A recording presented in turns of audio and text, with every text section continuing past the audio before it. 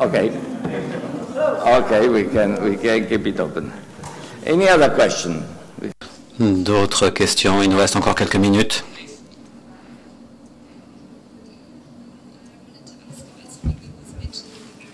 Je voulais revenir à ce qui avait été mentionné au début de cette table ronde, c'est-à-dire le crime d'agression qui ne figure pas dans le mandat ni dans les statuts du TPY. Je voulais savoir si les intervenants pensaient que la jurisprudence du TPY avait contribué à passer à cette étape suivante dans l'évolution de cette culture à l'échelle mondiale visant à mettre fin à l'impunité.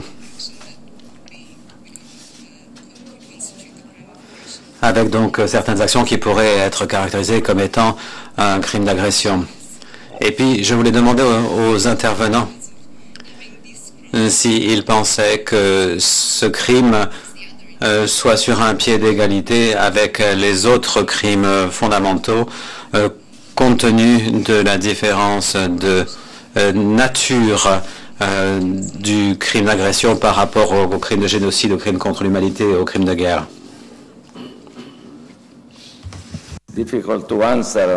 Il est difficile de répondre à cette question concernant la contribution potentielle du TPY sur un crime qui n'était pas du mandat ou de la compétence du TPY. Et je ne vais pas m'aventurer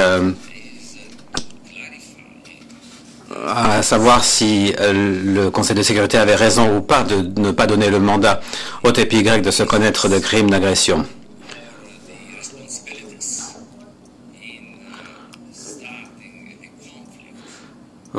Il faut se pencher sur les raisons, les responsabilités qui sont celles de ceux qui se lancent dans un conflit, que ce soit un conflit national ou international. Les crimes qui relèvent de la compétence du tribunal doivent être étudiés de cette manière.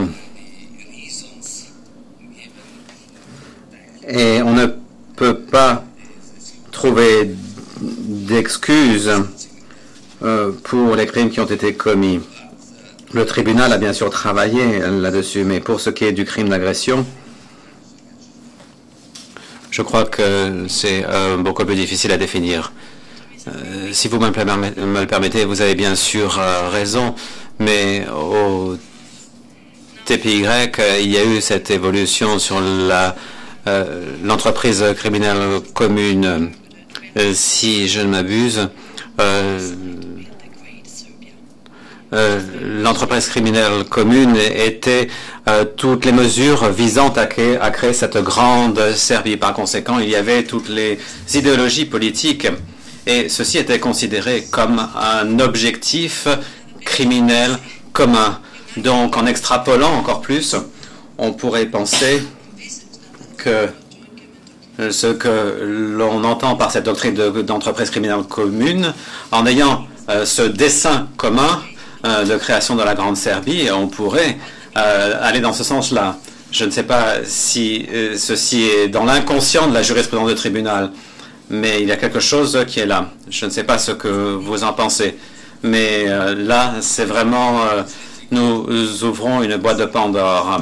Oui, vous savez, moi, j'ai du mal à vous donner mon opinion parce que j'officie encore au sein du TPY. Je sais qu'il y a des opinions divergentes à ce sujet, mais ce n'est pas ma place de vous dire si j'en adopte l'une ou l'autre.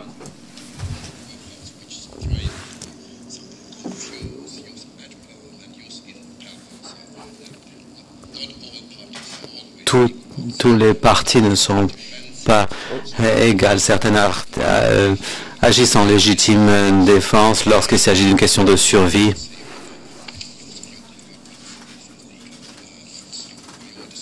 Par exemple, on ne peut pas toujours déterminer si l'usage de l'arme nucléaire est légal ou pas, alors que pour vous, la torture, selon vous, est toujours quelque chose d'illégal, n'est-ce pas?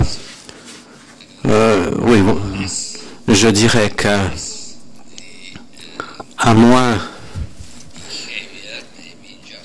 que le comportement soit justifié en vertu du droit pénal, ces actions sont répréhensibles. Mais ça, c'est une autre question.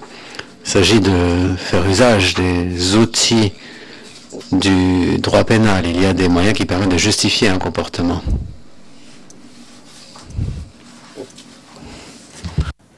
Any other question? D'autres questions? Si tel n'est pas le cas, nous allons mettre fin aux discussions de cette table ronde numéro 4.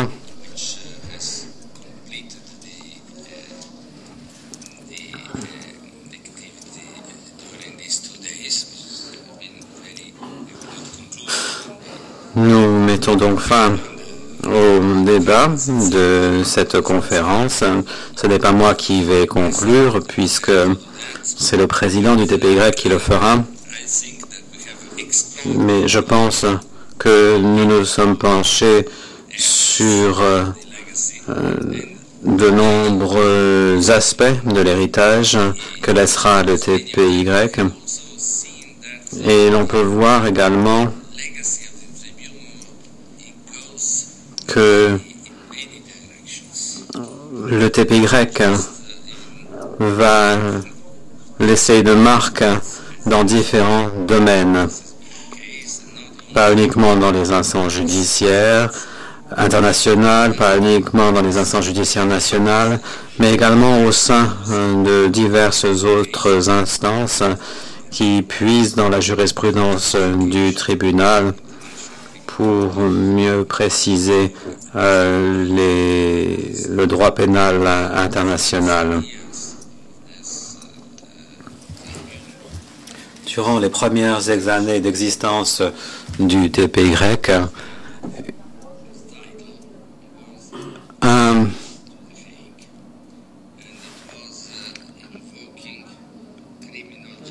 le journal a été publié qui s'intitulait The Path to the Hague, donc le chemin vers la Haye. Et il s'agissait donc d'une publication concernant la justice pénale. Peut-être que on pourrait réfléchir à un autre titre, From the Hague to the World, c'est-à-dire le chemin de la Haye vers le monde. Ceci nous permettrait de nous pencher sur ce que le TPY laissera dans ce monde. Voilà, je crois que nous pouvons conclure cette table ronde qui a été très intéressante. Et nous allons laisser la place aux orateurs de la séance de clôture de cette conférence.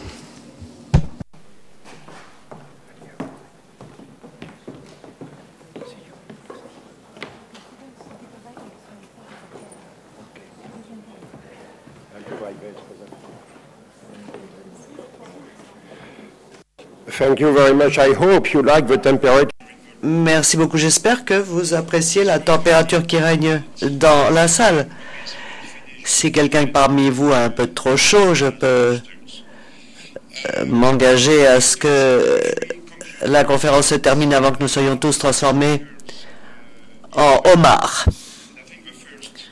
Alors, la séance de conclusion de la conférence, je pense que la première oratrice sera Madame Marjolaine de Jong, qui a passé plusieurs années en dehors de son pays, à l'étranger, et dès qu'elle est rentrée à La Haye, ce fut pour être élue membre du conseil municipal de La Haye.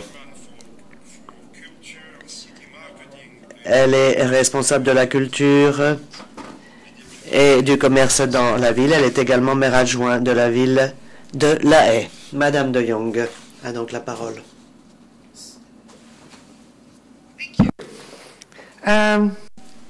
Merci. Eh bien, j'ai le plaisir et l'honneur également, mesdames et messieurs, et ceci est également mon rôle en tant que maire adjoint de la ville de La Haye. Mais c'est un grand plaisir pour moi de vous saluer chaleureusement ici. En tant que maire adjoint chargé des affaires internationales, j'aimerais également vous adresser quelques paroles au moment où cette conférence sur l'héritage global du TPY est sur le point d'arriver à son terme. C'est la deuxième fois qu'une telle conférence est organisée à La Haye, qui, selon la façon dont nous l'appelons, est la ville de la justice internationale, et j'espère qu'elle sera baptisée ainsi par le monde entier.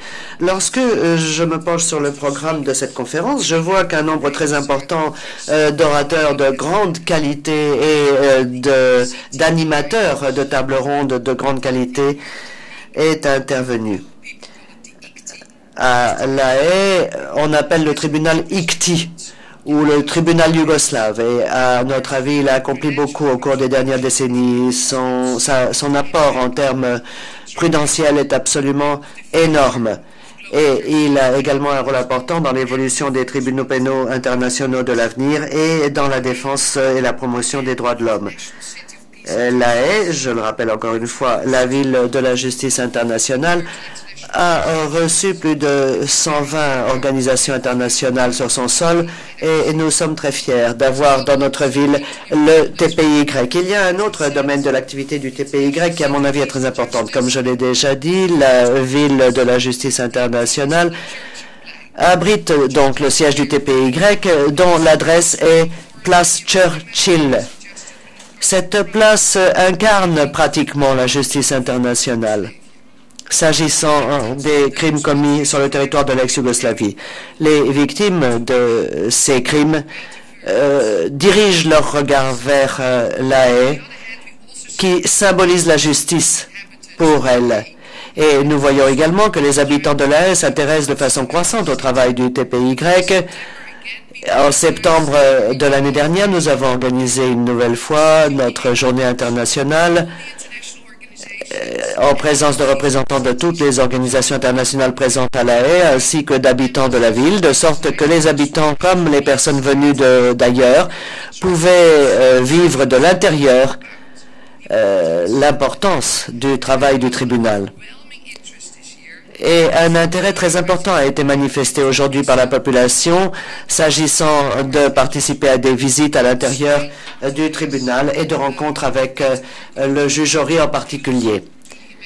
Tout ceci indique que le travail mené par le TPY éveille l'imagination de nombreuses personnes. J'aimerais maintenant vous parler de La Haye, ville de la justice internationale, où très récemment un institut de la justice internationale a été créé. Institut créé par la coalition académique de La Haye, par la ville de La Haye, par la conférence de La Haye de droit privé, ainsi que par l'initiative d'études stratégiques qui bénéficie bien entendu de l'appui du gouvernement néerlandais. Cette organisation se concentre sur l'évolution du droit international en accord, en parallèle avec les incidences que peuvent avoir les actions menées dans le domaine de la paix, de la prévention de la guerre, etc. Et tout ceci montre l'intérêt que la ville de La Haye peut avoir par rapport à la suppression de l'instabilité politique en particulier. La création de cet institut de justice mondiale s'est faite au bon moment, car les évolutions récentes au Proche-Orient montrent que la lutte pour la liberté et la justice se mène sur toute la planète et n'a rien à voir avec des distinctions culturelles ou religieuses. C'est une lutte globale qui relève de l'être humain. Mesdames et messieurs, le travail accompli par le TPY aura une incidence durable sur l'évolution à venir et je crains que les conflits ne continuent à l'avenir à affecter la vie de personnes innocentes. Ceci est le cas depuis de nombreux siècles, malheureusement. Enfin, j'ajouterais que, outre le travail très important que vous avez mené ici sur le plan théorique, depuis 2 jours, j'espère que vous prendrez ou avez pris ou prenez le temps également de bénéficier de notre ville qui abrite de nombreuses institutions culturelles et culinaires. Nous avons le magnifique musée de Maurits House. Nous avons le Gemeente Museum qui se trouve à quelques centaines de mètres de l'endroit où vous êtes en ce moment. Vous pouvez également vous rendre à Chinatown pour vous livrer au plaisir culinaire. Vous avez le Dance Theater au centre-ville. Vous comprendrez également que je suis responsable de l'aspect culturel de la vie de la ville de La Haye. Et à mon avis, la culture et la justice avancent main dans la main.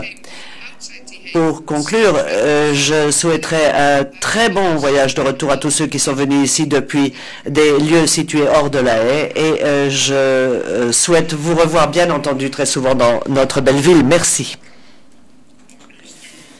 J'ai le plaisir de donner la parole maintenant à Monsieur Ed Cronenberg, qui est secrétaire général au ministère des Affaires étrangères des Pays-Bas. Il est arrivé à ce poste après avoir occupé un grand nombre de postes importants au sein de diverses organisations internationales et en particulier dans une organisation à Veneto. À l'OACI. Merci beaucoup. Excellences, mesdames et messieurs, c'est vraiment pour moi un grand plaisir de voir des personnalités aussi importantes à La Haye depuis hier, qui sont venus participer à la suite du débat sur l'héritage global du TPY. Je remercie le TPY pour avoir organisé cette conférence qui a démontré qu'elle jouait un rôle effectif dans la sauvegarde de son propre héritage. J'aimerais également dire tous mes remerciements à l'orientation donnée au TPY par le juge Robinson depuis 2 ans et j'aimerais féliciter le juge Meron pour sa nomination en tant que successeur au poste de président du TPY qui joue un rôle important pour le monde et pour les Pays-Bas. Le gouvernement néerlandais se félicite d'avoir co-organisé cette conférence car nous avons un rapport très particulier avec le TPY et lorsque je dis nous, je ne parle pas uniquement du gouvernement néerlandais mais également de la ville de La Haye. Comme ma collègue vient de vous le dire, le TPY joue un rôle important bien entendu aussi pour la ville de La Haye. En effet, il a été le premier grand tribunal pénal international depuis les procès de Nuremberg et de Tokyo et il est également le premier tribunal pénal international dont le siège se trouve à La Haye.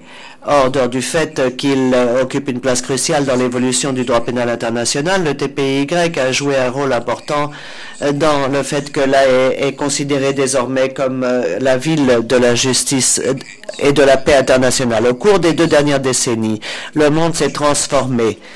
D'un endroit où il était pratiquement impossible de soumettre à la justice les auteurs de crimes contre l'humanité ou crimes contre la guerre, le monde est devenu désormais un lieu où ces derniers sont le plus fréquemment soumis à cette justice internationale. Et là est au centre de cette évolution. Le 31 octobre, j'ai été frappé par la nouvelle indiquant que le juge Cassese était décédé. Je suis sûr que je m'exprime au nom de chacun ici en exprimant notre reconnaissance par rapport au rôle immense qu'il a joué dans le domaine du droit international, du droit pénal international, qui ne serait pas le même aujourd'hui sans sa contribution. L'année dernière, j'ai applaudi le TPY pour l'apport fait par lui dans la lutte contre l'impunité. Avec l'arrestation de Mladic et de Hadjic survenue cette année, les 161 personnes mises en accusation ont été déférées devant le tribunal. Le TPY a réussi sa mission au-delà des attentes. C'est un signe très puissant donné au monde entier qui montre que aucun auteur des crimes les plus graves ne sera désormais impuni. Comme cela a été discuté depuis 2 jours ici, l'héritage du TPY s'étend bien au-delà des procédures juridiques menées dans ces prétoires.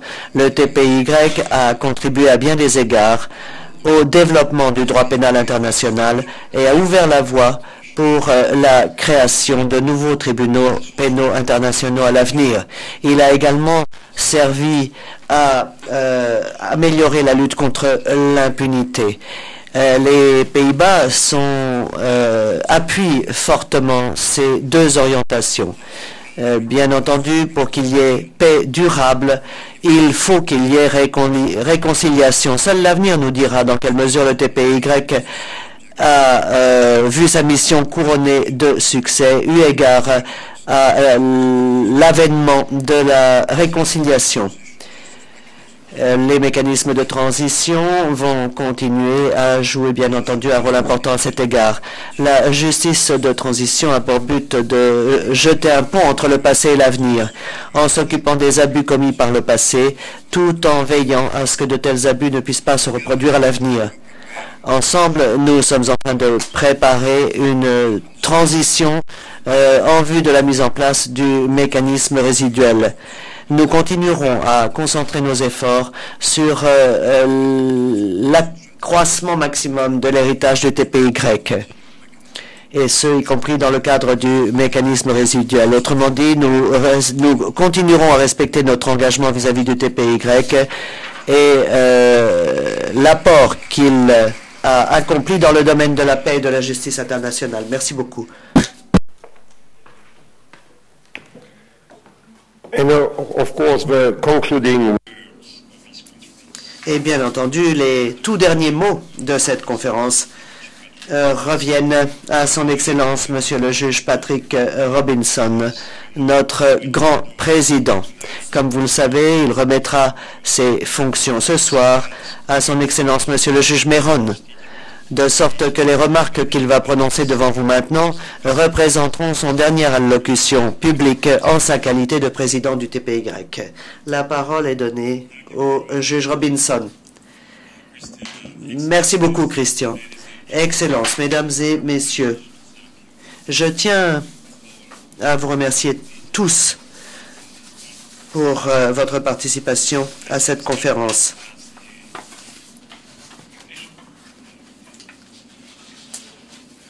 Que je considère comme un signe de reconnaissance eu égard au rôle pionnier important joué par le tribunal, ainsi que comme un signe de reconnaissance eu égard à l'héritage multiple qu'il laisse derrière lui.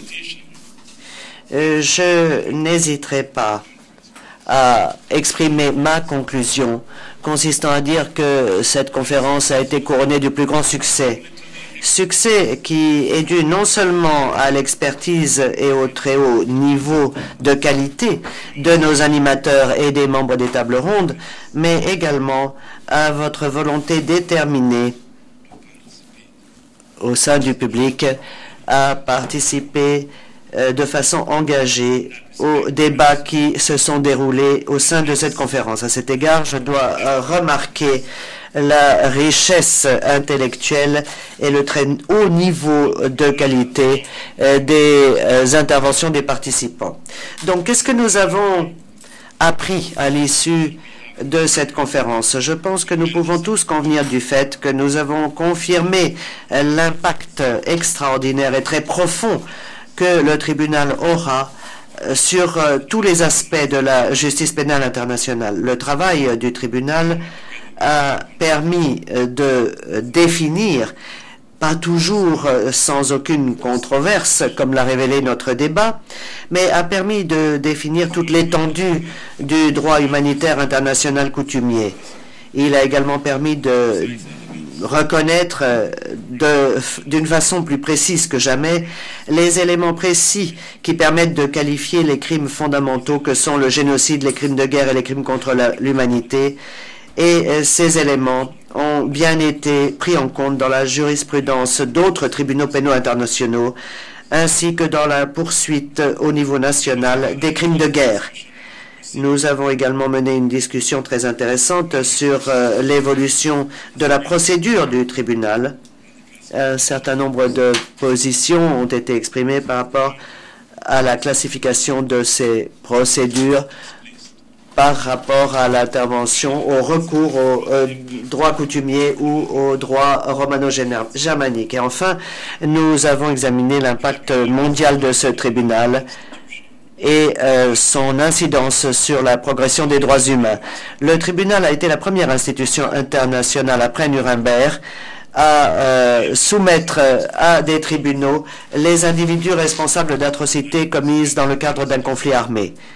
Le tribunal a donné aux victimes de ces crimes un moyen de chercher à obtenir réparation et il a dispensé la justice. Il a également inspiré la création d'autres tribunaux internationaux et mixtes dans des lieux qui étaient assoiffés de justice, tels que le Rwanda, la Sierra Leone ou le Cambodge. Le tribunal a également aura également une incidence de la plus haute importance sur la décision de la communauté internationale de créer une Cour pénale internationale. Le succès de cette conférence a une importance toute particulière pour moi, étant donné que demain, 17 novembre, je démissionnerai de mon rôle de président du tribunal et c'est mon successeur, Ted Meron, qui revêtira la cape de président pour la deuxième fois. En effet, pour ceux d'entre vous qui l'ont oublié éventuellement, je rappelle que le juge Meron a été président du tribunal de 2003 à 2005. Le poste de président du tribunal représente une tâche difficile, mais je suis fier que l'une de mes réalisations en tant que président ait consisté à accueillir cette conférence, ainsi que la conférence précédente de février l'année dernière, qui se sont penchés sur l'impact qu'aura le tribunal dans la région de l'ex-Yougoslavie. Pendant ces deux conférences, le tribunal ainsi que moi-même, en tant que juge et président, ont grandement bénéficié de vos réflexions et de vos interventions par rapport à l'importance que vous assignez au travail du tribunal. Votre intérêt et l'engagement continu que vous manifestez par rapport au travail du tribunal sont de grandes sources d'inspiration pour tous ceux qui sont chargés de l'amener jusqu'à sa fin. À l'ouverture de la conférence, j'ai parlé de la générosité des donateurs et de leur abnégation dans des temps très difficiles sur le plan économique, dès lors que la décision a été prise par eux d'appuyer cette conférence qu'ils considèrent comme un événement très important. Cette conférence a été totalement financée par des apports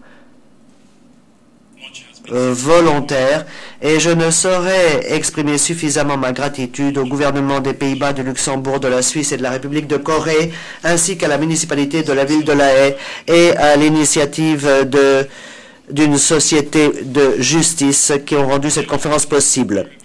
Je vais rédiger un rapport qui résumera les conclusions de cette conférence en temps utile. Mon rapport ainsi que la transcription et les vidéos des propos tenus pendant la conférence seront téléchargés sur le site web du tribunal dès que possible. Je vous remercie tous encore une fois pour votre participation à cette conférence et vos contributions particulièrement importantes. Votre soutien demeure essentiel au moment où le tribunal arrive à la fin de sa vie et nous espérons avoir d'autres occasions d'une collaboration fructueuse entre nous à l'avenir. Je tiens à remercier Gabriel qui est chargé du travail au sein de mon cabinet et de féliciter son travail très important, notamment dans le cadre de l'organisation des conférences portant sur l'héritage du tribunal. Gabriel était à mes côtés lorsque nous avons débattu en interne de la possibilité ou non de mettre en place une conférence comme celle-ci. Et Gabriel, par conséquent, mérite mes meilleures félicitations pour le succès de cette importante initiative. J'aimerais également parler de l'homme qui, au sein de mon cabinet, a été chargé de la rédaction des notes finales. Et j'aimerais également remercier Madame Chatley, qui a été Monsieur Chartier, qui a été chargé de l'organisation audio-vidéo de cette conférence et qui nous a fait profiter de ses talents multiples pendant de nombreuses années au sein du TPY. Je remercierai également le chef du Outreach, l'assistante du greffe, l'assistant auprès des chambres, Pierre Galino, Isabelle Combert, et l'assistant spécial auprès du chef de l'administration, Kevin Hughes du greffe, Leslie Hammer qui travaille aux publications, et Michael Silvestro, responsable du budget. À tous et toutes, j'adresse mes remerciements chaleureux pour un travail bien fait.